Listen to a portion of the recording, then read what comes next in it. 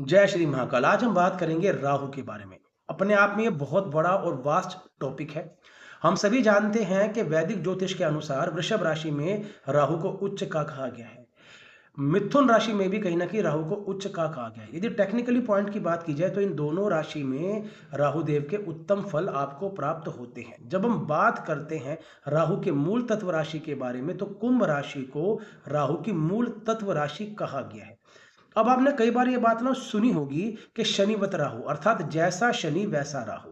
तो ये बात सच है कि जब भी हम बात करते हैं कर्म फल के बारे में तो जातक के जैसे कर्म होते हैं, जैसे वो कर्म अपने जीवन में करता है, उसी के अनुसार शनि देव की आज्ञा से राहु केतु की प्लेसमेंट जातक को उसकी पत्रिका में मिलती ही मिलती है।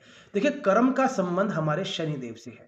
राहु केतु एक ऐसे ग्रह है कि जिस भी धुरी से, अर्थात जिस भी एक्सिस में वो बैठ जाते हैं, आपका जीवन उसी के इर्द गिर्द घूमता रहता है। आप देख लीजिएगा कि आपकी पत्रिका में राहु केतु जहां बैठे होंगे, एग्जैक्टली आपकी लाइफ उसी एक्सिस पे आगे पीछे चल रही होगी।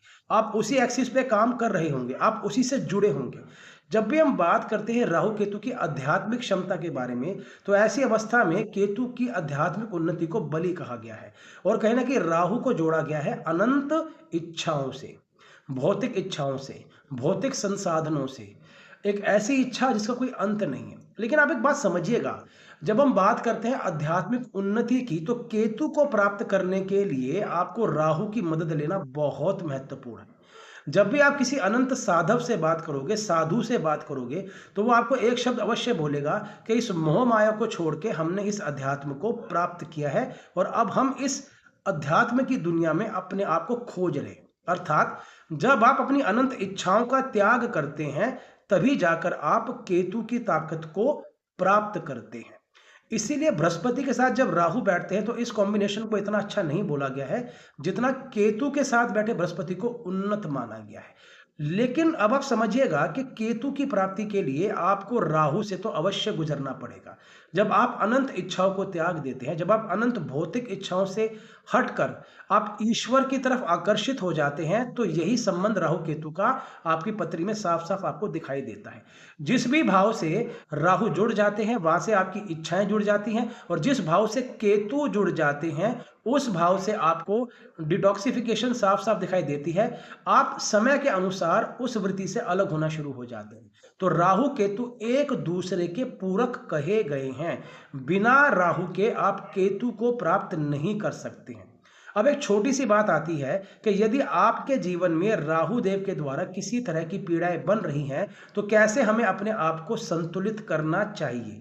शास्त्र के अनुसार यदि आप राहु की दशा से गुजर रहे हैं या पत्रिका में राहु की प्लेसमेंट ठीक नहीं है तो ऐसी अवस्था में सबसे पहले यदि आपके अंदर कुछ भी ऐसे ऐब हैं जो ठीक नहीं है, उन्हें आप पहले संतुलित कीजिए। शराब पीना, आपका स्मोकिंग करना, आपका अनैतिक संबंधों में पड़ जाना, ये तीन एक ऐसे कारण हैं, अगर हम राहु की बात करें, कि ये आपको बर्बाद तक कर सकता है। यदि यार राहु की दशा खराब है और उस समय आप इस तरह की वृत्ति में पड़े हुए हैं तो ये आपके लिए ठीक नहीं है। सबसे पहले अपने आचरण को परिशुद्ध कीजिए। यदि लगता है कि बार बार आपका मन भ्रमित हो रहा है, बार बार आपका मन भटक रहा है, तो कोशिश करें कि थोड़ा सा अध्यात्म को अपनी तरफ आप लेके आए या फिर उसकी तरफ जाएं।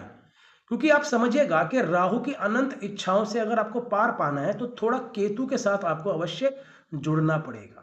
लेकिन यह बात भी सच है कि यदि किसी व्यक्ति के लगन में ही राहु बैठा हुआ है तो डेफिनेटली उस व्यक्ति को संतुलित करना इतना आसान नहीं होता है, क्योंकि वो बाय बर्थ ही अनंत इच्छाओं को अपने साथ लेके आया है।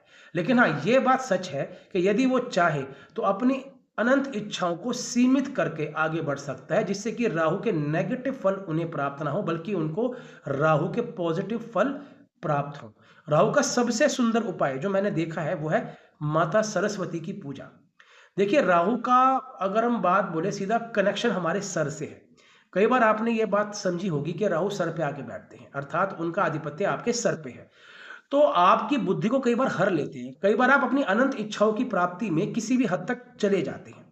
तो ऐसे में यदि ज्ञान की देवी की उपासना आराधना की जाए, ज्ञान की देवी की पूजा की जाए, आप यकीन मानिएगा आपको बहुत उत्तम रिजल्ट मिलेंगे। यदि हो सके एक बार करके देखिएगा। जय श्री महाकाल।